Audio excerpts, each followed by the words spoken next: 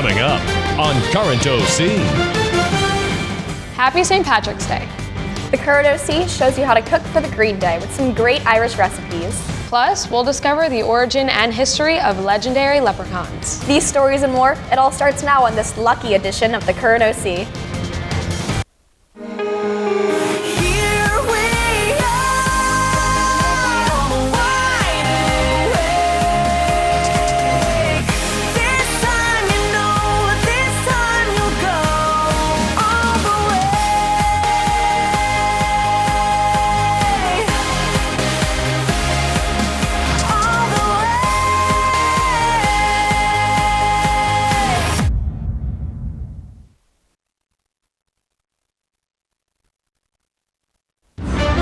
From the OC TV studios along 6th and Atlantic, Raider Nation's leading news magazine starts now in high definition.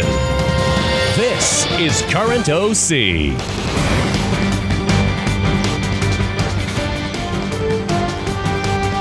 Hello and welcome to the Current OC. I'm Taylor O'Fusco. And I'm Jenna O. Wilkinson. Top of the morning to you, and welcome to a very Irish episode of the Current OC. We're helping you celebrate St. Patrick's Day by giving you a show packed with luck. On March 17th, all of us have a bit of Irish in us, and what better way to express our Irishness than by eating as the Irish do? Luke Leonetti and chefs at Hosie's Kelly's Public House restaurant demonstrate how to prepare a classic Irish dish, shepherd's pie.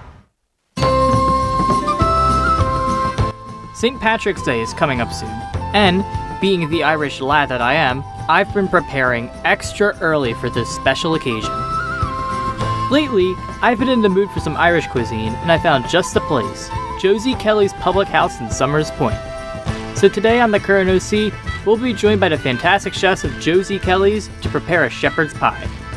Shepherd's pie is a traditional Irish dish featuring lamb meat and beef broth, diced onions, peas, and carrots, and topped with mashed potatoes.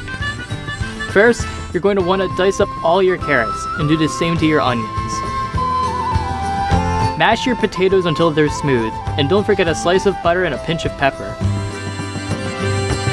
Put your carrots and onions into a skillet and saute them until the onions are golden and the carrots are tender.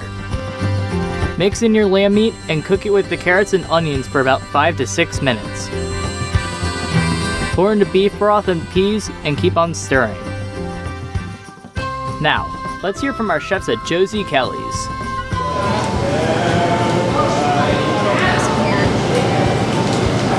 Seasoning and then some onions, stuff like that. And then these are fresh made, just regular potatoes, mashed potatoes, and they get piped right on top.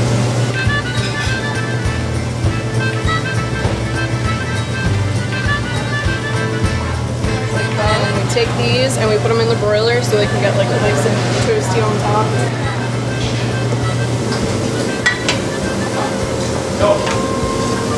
Just like that.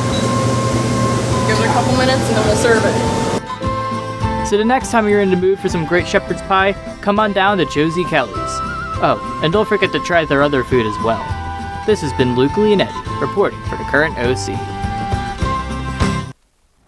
Ever since we took our first bite of frosted Lucky Charms, we've wondered, where did that leprechaun come from? And what exactly is the history of that little green guy? The Current OC dives into the origins of leprechauns. Thick accents, red hair, green clothes, and pots of gold. Leprechauns. What are they? Who are they? And where are they from? The Current OC is here to solve the mystery of these little green men. The origin of the leprechaun has stemmed straight from the motherland of Ireland. The word leprechaun has been passed through generations and generations of families. The name leprechaun is derived from the Irish word leprechaun, defined by Patrick Dinnan as a pygmy or a spirit. Another popular origin of the name comes from the Old Irish word luc or pan, lu, which means small, and court, meaning body. The original story of the leprechaun is mentioned in the fable of Adventure of Fergus, son of Letty. In this story, the king of Ulster falls asleep on the beach and wakes up to find himself being dragged into the sea by 3 leprechauns. The king captures his abductors, who grant him 3 wishes in exchange for his release. These mystical creatures also play a part in politics. The Republic of Ireland relies on leprechauns as a way to draw tourists from foreign countries. and the current OC is here to finally search for the mysterious leprechaun. We traveled to the Stone Harbor Bird Sanctuary, where there have been reports of leprechauns this time of year. We went through and tried to find any signs or evidence of leprechauns in the area. When we first arrived, we spotted little divots in the ground, which we found out were actually leprechaun tracks. We followed them, and guess where they led? Absolutely nowhere.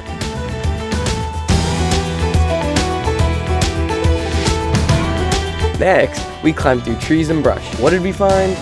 A leprechaun trap! Ah! But it was well worth it in the end, because we think we might have found the first ever reported leprechaun house.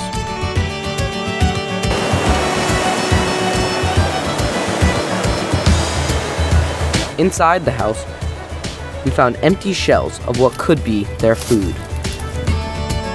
We continued up the hill, and to our surprise, we did not know what we saw. We tried to get nice and close, and it avoided us. We don't know what it was, and it completely disappeared. After that, we found little evidence of any extraordinary activity. So I guess we'll never know. This has been Max Fisher reporting for the Current OC.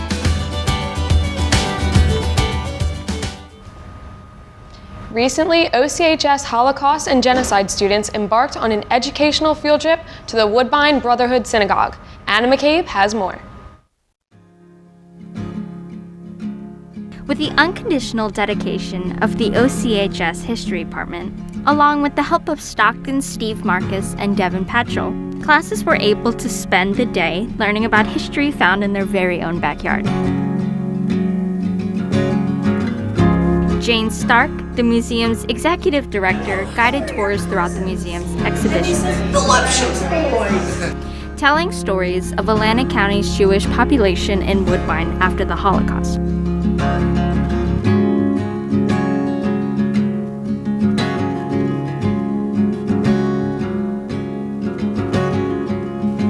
Students were able to write down what inspired them at the museum.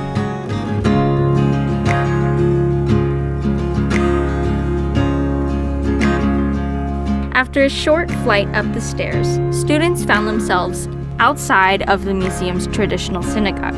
We haven't closed because the heat's on. Coated in a bright mint, the synagogue's charm is hard to miss.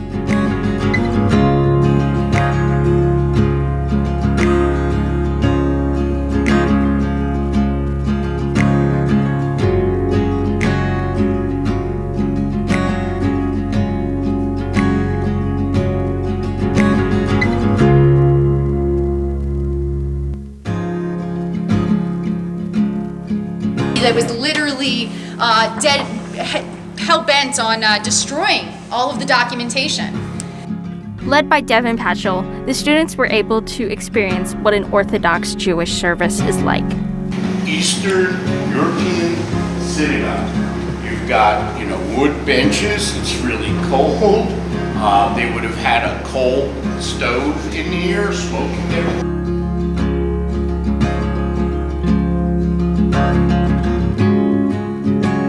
At the museum, students were able to hear the touching testimony of absolute bravery from Holocaust survivor Rosalie Simon.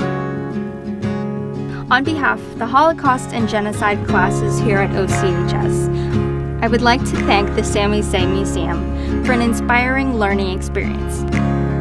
This has been Anna McCabe reporting for the Current OC. This Tuesday marked Kicked Butts Day. That's all about kicking the nicotine habit.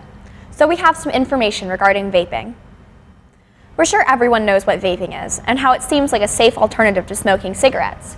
And even with all our knowledge of the danger of any kind of tobacco usage, vaping continues to grow in popularity and usage. Frankly, vaping has become a nationwide epidemic. Not only high school students are vaping, but even middle school age students are starting the harmful habit.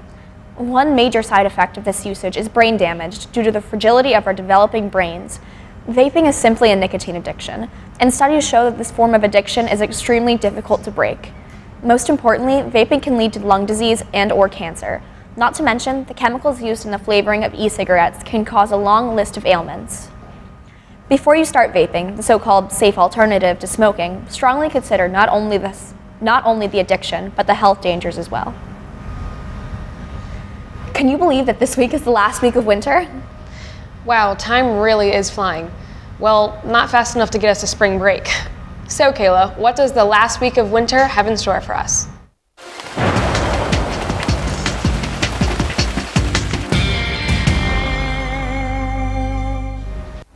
Well, Taylor, it might be the last week of winter, but we are seeing some spring-like temperatures coming our way, and it will be a nice St. Paddy's Day. So if we take a look at our radar today, you'll see that we have no precipitation in our area, some out west that might affect us later, but nothing as of right now. And on to our local conditions.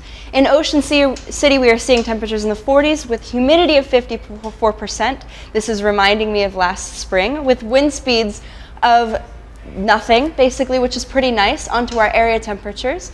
In New Jersey, all throughout the state, we are seeing temperatures that are pretty mild. As per usual, we are seeing temperatures in the 40s. The coldest that we are seeing right now is in Lakehurst at 34, which is not too bad. Onto our weekly forecast. As for the rest of the week, we are going to not see any precipitation and some temperatures that range through the 50s through the 40s, but we won't be seeing any showers until we get towards the weekend. And as for the rest of the weekend, we will be seeing temperatures that are pretty mild and spring-like, so that will be nice for our St. Paddy's Day weekend.